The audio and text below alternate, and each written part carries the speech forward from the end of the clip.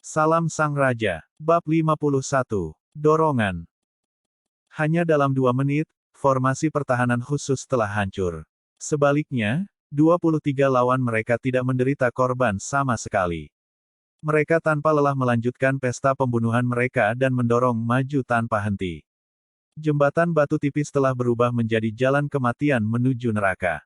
Musuh tidak memiliki cara untuk melawan, dan hanya bisa perlahan-lahan menghadapi ajal dan jeritan di bawah panggilan malaikat maut. Dengan cepat, 4 tangga pengepungan yang tersisa didorong dari jembatan ke sungai 100 yard di bawah. Mereka tertelan oleh arus cepat dan menghilang dalam hitungan detik. Teruskan. 23 raungan serentak mengguncang langit. Orang-orang kuat marah pada tanah kelahiran mereka. Darah mereka terbakar saat mereka mengikuti raja mereka dengan tegas. Ke-23 binatang buas itu tampak seperti baru saja merangkak keluar dari genangan darah di neraka.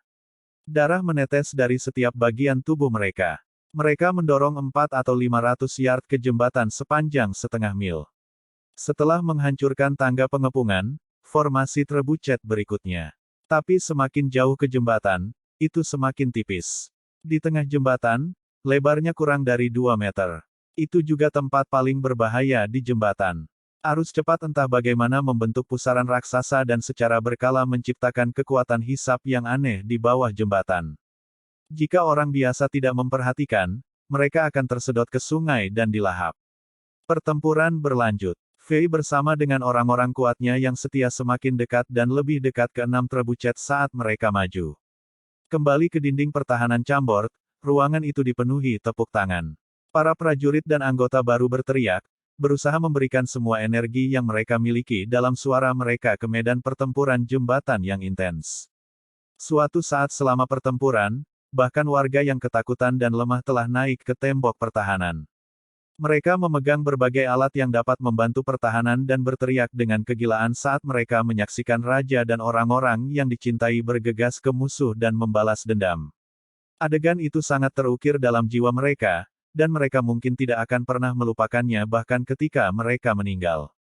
Angela dan Emma yang cantik takut menonton dan menutupi mata mereka dengan jari-jari mereka seolah-olah sedang menonton film horor. Namun, mereka tidak bisa menahan perhatian mereka untuk Fei di medan pertempuran melalui jari-jari mereka. Mereka berteriak setiap kali situasinya berbahaya dan saling berpelukan dan bersorak setiap kali Fei membalikkan situasi. Prajurit nomor 1 Lampard berdiri dengan kokoh di dinding pertahanan. Dari awal pertempuran ketika Fei melompat dari dinding pertahanan untuk menghancurkan formasi Tower Shield Dragonlance, sebagai prajurit bintang 3, Lampard telah melihat dan memahami situasinya jauh lebih baik daripada orang lain. Meskipun ekspresinya tenang dan terkendali, kekuatan Alexander menciptakan badai di benaknya.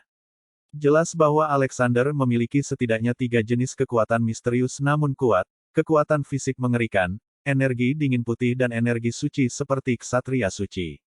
Ini telah mengkonfirmasi hipotesis Lampard, Raja Alexander Muda adalah orang yang telah memperlihatkan 4 jenis kekuatan yang berbeda di menara pengawal.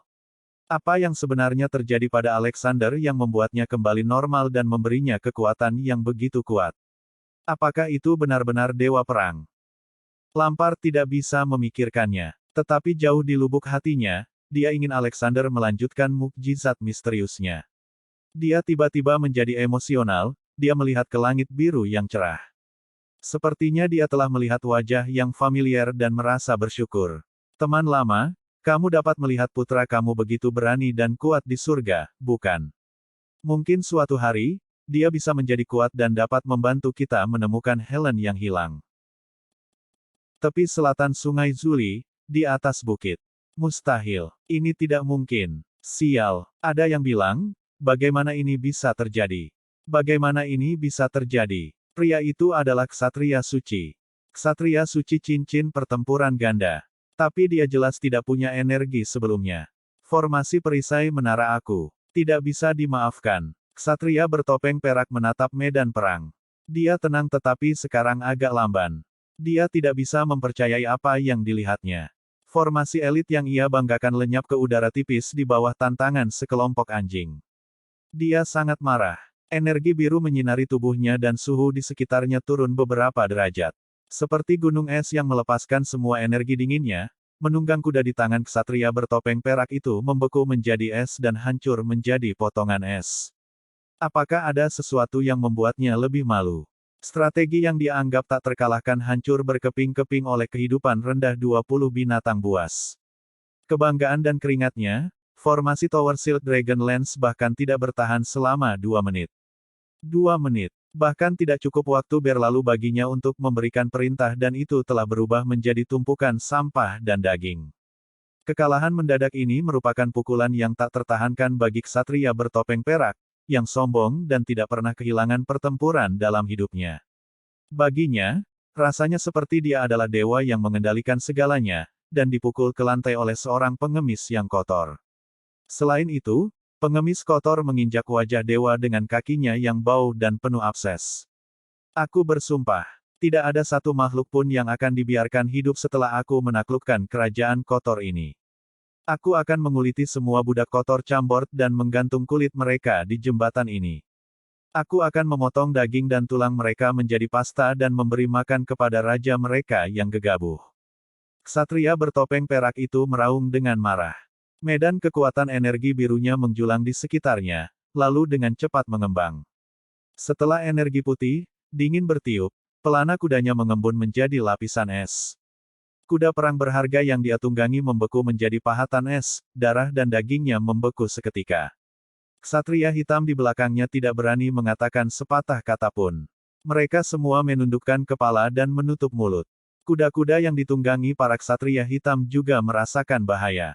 Mereka semua mundur saat diganggu, dan ketakutan memenuhi mata mereka.